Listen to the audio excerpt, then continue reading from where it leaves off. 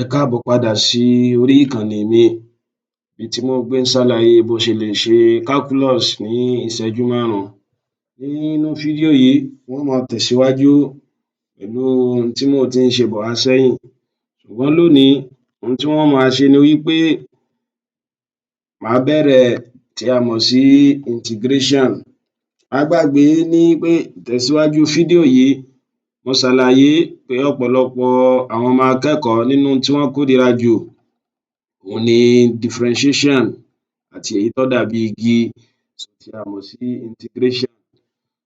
Lónìí màá bẹ̀rẹ̀ àlàyé mi pé lẹ́yìn ìgbà tá a ti mọ differentiation tán, màá ṣàlàyé pé integration eléyìí tí a fẹ́ ṣe lénìí òhun ni ohun tí a mọ̀ sí reverse process of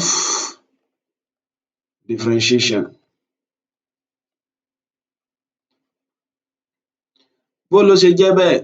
Èmi máa ń ṣàfiwé rẹ̀ gẹ́gẹ́ bíi pé ká ní function kan, ẹ wòkè ká pé mo ní pen kan, irú eléyìí tẹ́ ń wò ní ojú àwòrán mi yìí, ó rí pé pen náà mo máa ń ṣàfiwé pen tá a ní lókè yìí gẹ́gẹ́ bí function kan. Ó ti yé? Tí n bá kan pen náà, tí n bá kan sí méjì, ohun tí mo ṣe ni pé mo ti ṣe kí ni o? Mo ti differentiate. Láti repair pen padà, bóyá pen mo kán wá ṣubú pé màá gba pen mi padà lónìí o, màá gba ìkọ̀wé mi padà o. Ọ̀nà tí màá gbà láti lè tún pen un ṣe kó lè wà papọ̀ ohun tí a mọ̀ sí integration.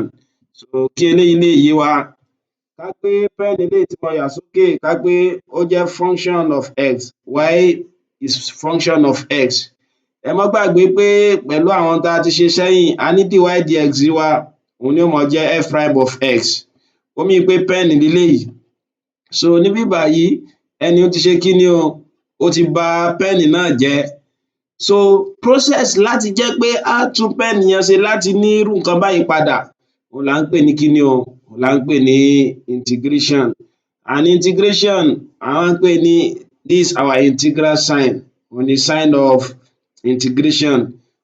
Òhun ni pé generally tí n bá ní integral mi, kí n tó lọ ṣe mọ̀ pé mo ní integral d dy dx with respect to x, òhun ni ó máa fún mi ní kí ni padà? Òhun ni ó máa fún mi ní function mi èyí tó jẹ́ pen eléyìí tí mo kán. N ó máa ṣàlàyé bó ṣe jẹ́ bẹ́ẹ̀, ẹ tẹ́tí léko. Ká pé mo ní integral x raised power n, ẹ má gbàgbé pé mo ní reverse process of differentiation òhun náà ni integration. Ó mean pé basically generally òhun ni pé tó bá fẹ́ integrate eléyìí with respect to x, má gbàgbé pé ohun tá a ṣe nígbà tá à ń differentiate ni tó bá ní y rẹ tó bá jẹ́ x raised power n, má gbàgbé pé ohun tí mo ló ṣe ni pé dy dx rẹ ni pé wàá ṣe kí ni o? Wàá fi n yìí wàá fi multiply x rẹ, àbí? Yóò jẹ́ nx, wàá wá yọ 1 kúrò nínú index yẹn. Ó rí pé tó bá wo ohun tá a ṣe, tá a bá ní ká dá a padà síbẹ̀, a kọ́kọ́ multiply pẹ̀lú n, ṣó ti yé wa báyẹn? Ó mean pé tá a bá fẹ́ dá a padà, ó mean pé a gbọ́dọ̀ divide pẹ̀lú kí ni o? A gbọ́dọ̀ divide pẹ̀lú n náà padà, ṣó ti yé wa báhun? Then ohun tá a yọ kúrò ńbẹ̀ a gbọ́dọ̀ fi kún un. That's why tó fi jẹ́ pé integral wa, tá a bá ní integral x raised power n, tí ó máa jẹ́ ni pé kí ni o? X raised power n plus 1, that is ohun tó yọ 1 tó yọ kúrò ó yá tún fi kún un padà, ṣó ti yé? Divided by n plus 1 eléyìí tó ń ṣe déédéé eléyìí tó fi multiply níbí báyìí, plus c. Yóò yé wa bó ṣe jẹ́ bẹ́ẹ̀, bó dẹ̀ sì jẹ́ pé reverse process náà ni. Ẹ jẹ́ n fún wa lápẹẹrẹ. Ká pé for example, ká pé mo ní f of x mi tí mo sọ pé ó jẹ́ 3x square plus 4x plus 5. Ẹ má gbàgbé pé a ti ṣàfiwé function wa gẹ́gẹ́ bí pen kan. Ó yá ẹ jẹ́ á kán pen yìí. Bó ló ṣe kán? Òhun náà ni pé kí ni o? Kò differentiate ẹ̀, which is f prime of x. Ẹ má gbàgbé pé f prime of x wa òhun ni pé kí ni o? Ká differentiate àwọn eléyìí lẹ́yọkọ̀ọ̀kan pẹ̀lú ohun tá a ti ṣe sẹ́yìn, eléyìí ó jẹ́ 6x plus 4. Ṣó ti yé? Ohun tá a ṣe, a ti differentiate níbí báyìí, àbí? ẹni tó wá kan pẹ́ẹ̀nì ẹ̀ ń gbé ń gba pẹ́ẹ̀nì mi lónìí o so ó mì pé tó ṣe padà láti lè ṣe òun ní kó ṣe kí ni kó integrate. So tí n bá wá integrate both sides tí mo ti gbé gbogbo wọn sí with respect to x láti fi lè get function mi padà, ó rí i pé n tí ń ní bíbà yìí òun náà ni pé kí ni o, má gbàgbé ó rí i pé mo ṣàlàyé níbi fídíò síwájú pé a ní tá à ń pè ní linearity property. Sọ pé linearity property ni pé kí ni o, tó bá ní f of a plus b then it is same thing as f of a plus f of b. So kì í ṣe differentiation nìkan ló satisfy property yìí, so integral náà ó jẹ́ operator tóun náà satisfy property yìí. So náà ni pé mo lè tún eléyìí kọ as integral 6x dx plus integral 4 dx. Má dẹ̀ gbàgbé tí mo ṣàlàyé sókè wípé tí n bá ní integral x raised power n, so ohun tí ó mọ jẹ́ ni pé kí ni o, màá máa ro 1 pọ̀ mọ́ ẹni mi tó jẹ́ power ń bí báyìí divided by new power ń bí báyìí. So ti yé mi báwọn. So gẹ́gẹ́ bí àpẹẹrẹ tí n bá ní x raised power 2 tí n bá fẹ́ integrate ẹ̀, kí ni ó mọ jẹ́? Ó ní pé x raised power 2 plus 1 divided by 2 plus 1. So ó mì pé tó bá tẹ̀lé ohun tí mo kọ́ ń bí báyìí, ohun tá mọ ní bí báyìí náà máa jẹ́ kí ni o, 6x raised power, sọ pé 1 ló wà lókè yìí tẹ́lẹ̀, yóò jẹ́ 1 plus 1 divided by 1 plus 1. So ti yé báwọn. Then plus, sọ pé léyìí kò tiẹ̀ ní x nínú, a lè sọ dì, a lè kọ pé x raised power 0. Ìgbà tó jẹ́ pé a ti mọ̀ pé x raised power 0 ohun tóun náà mọ jẹ́ ni 1, so kò sí pé yóò kó ìnira kankan bá 4 wá ń bí báyìí. So ṣùgbọ́n láti lè rọ̀ wá lọ́rùn láti fi ṣe é ni, ó ní pé òun náà máa jẹ́ 4x raised power 0 plus 1 divided by 0 plus 1. Ó rí i pé tó bá ṣe é, eléyìí ó fún ọ ní 6x squared divided by 2 plus 4x divided by 1 àbí?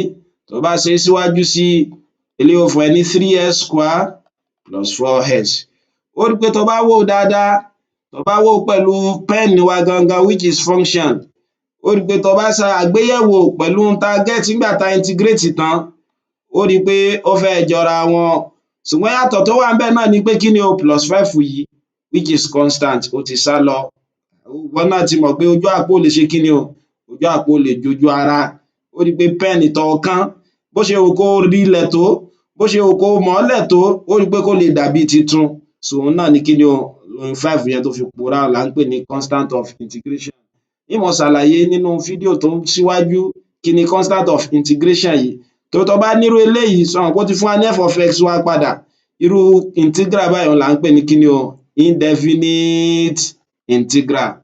A sì ń pè ní indefinite integral torí value c eléyìí tó jẹ́ pé a ṣe kí ni o, tí ó wà definite torí constant of integration wa. So òun ni pé kí ni o, a mọ value c. Though àwọn ọ̀nà míì wà tó lè fi gbà tó fi lè mọ value c o, gẹ́gẹ́ bí kán fún wa ní ohun tí integral jẹ́, so wọ́n sì fún wa ní ohun tí value c jẹ́. So àwọn eléyìí òun là ń pè ní kí ni o, general solution àti particular solution. So pẹ̀lú ìyun o lè fi mọ ohun tí value c rẹ jẹ́. So ń mọ ṣe àlàyé nínú fídíò tó ń bọ̀. Ṣùgbọ́n kí n tó lọ, má gbàgbé pé mo ní kí ni o, mo ṣàfiwé function gẹ́gẹ́ bí pen. So tó kán pẹ́ẹ̀nì yẹn bí ká kan òun ni pé kó ṣe kí ni o, kó differentiate. Tó bá bà á jẹ́ òun ni kó differentiate. So ọ̀nà tó gbà láti tún pẹ́ẹ̀nì yẹn ṣe padà òun ni kó ṣe kí ni o, òun ni kó integrate. So gẹ́gẹ́ bẹ́ẹ̀ náà ni integration fi jẹ́ kí ni o, reverse process of differentiation. Èmi wá máa ń pòwe kan wípé if you cannot integrate, don't differentiate. Ìwọ tó o lè tún nǹkan ṣe, má máa ba nǹkan jẹ́. Ìwọ tó o lè tún ilé onílé ṣe, má máa ba ilé onílé jẹ́. Ǹjẹ́ eléyìí ò ní jẹ́kọ̀ fún wa bí? So ń mọ ṣàlàyé nínú fídíò tó ń bọ̀. Ṣùgbọ́n má gbàgbé, kó o tó kúrò ńbí báyìí, dákun bá mi subscribe kó o dẹ̀ sọ fún àwọn akẹgbẹ́ rẹ káwọn náà subscribe pẹ̀lú. Mo dẹ̀ ti ṣàwọn fídíò lóríṣiríṣi ní èdè Yorùbá náà. Gbìyànjú láti lọ sí ìkànnì mi láti wo àwọn fídíò yìí títí tí wọ́n fi pàdé rẹ ní fídíò tó ń bọ̀. O ṣeun, ó dìgbà.